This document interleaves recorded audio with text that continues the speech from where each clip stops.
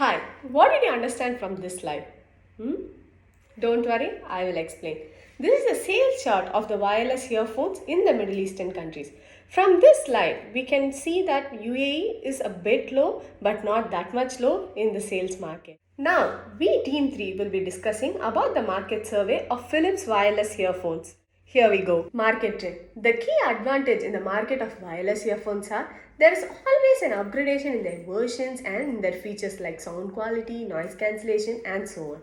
If there is an advantage, there is obviously a disadvantage. The disadvantage is it should be constantly charged, which is going to be tedious to everyone.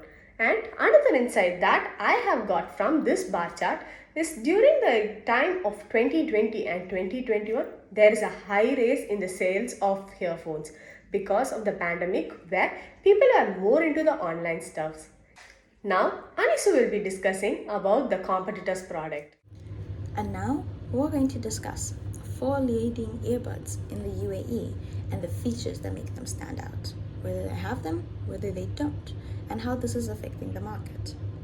We're going to be comparing the Sony WH-1000 XM4s, Apple's AirPod Pro's second generation, the Honor's Earbuds 3 Pro, and the Nura True. The features we're looking at is noise cancellation, battery life, compatibility to device, sound quality, comfort, whether they're easy to use, and the notorious Find My feature. All of these earphones have noise cancellation. Amazing, right? They also have excellent sound quality. Albeit, the Apple AirPods have spatial audio, which is quite different compared to every other earbud. Compatibility devices, they're all compatible to all systems except for the AirPods that are limited to Android and Honors that are only compatible with Android devices and don't have or support iOS. They're all comfortable, they're all easy to use. But going to the notorious and very important battery life. All devices average between 6 and 8 hours, except for the Honors, which average about 4 hours, which isn't great. And then the Find My feature. This is where Apple stands out. It is the only earphones that have the Find My feature at this current moment. What does that make us think? What does that make us feel? Now, on to Iacopo, who's going to go further into what we're studying and how it looks analytically and statistically. Hi, thank you. So, in order to effectively satisfy the request of Philips Consumer Electronics with the aim to investigate the perfect market positioning of Philips wireless earphone, the first step to do is to analyze the current market and consequently highlight the competitors who offer similar products.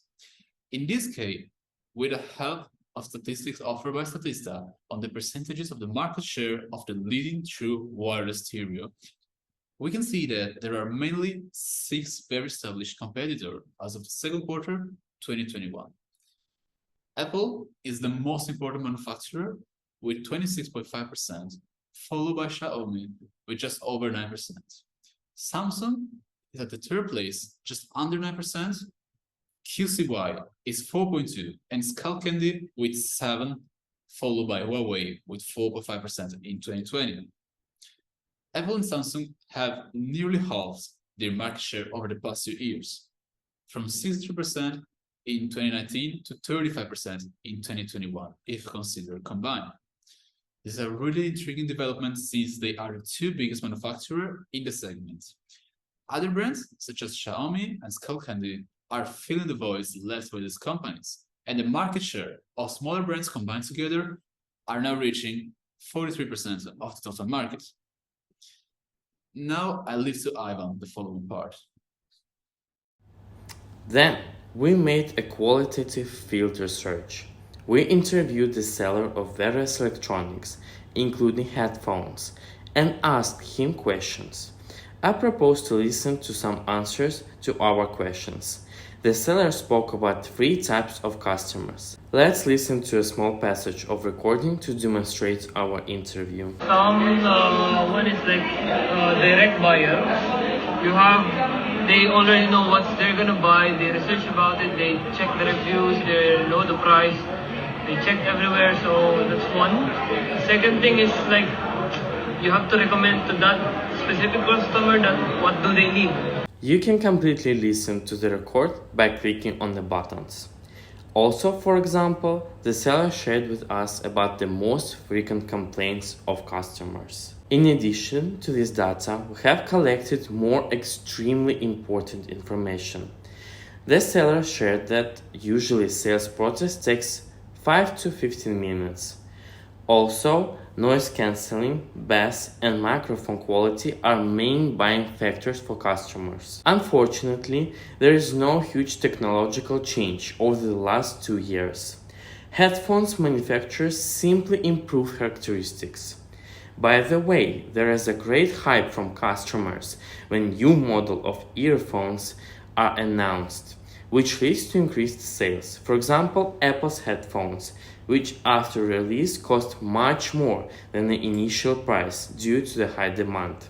And in the last, we managed to find out that the prioritized price of headphones for customers is between 100 to 300 dirhams. Next, Konstantin will tell us about quantitative research. Thank you, Ivan. In this sequel, we are going to look into our questionnaire. Obviously, we want to know about our customers. For this matter, we have conducted a survey.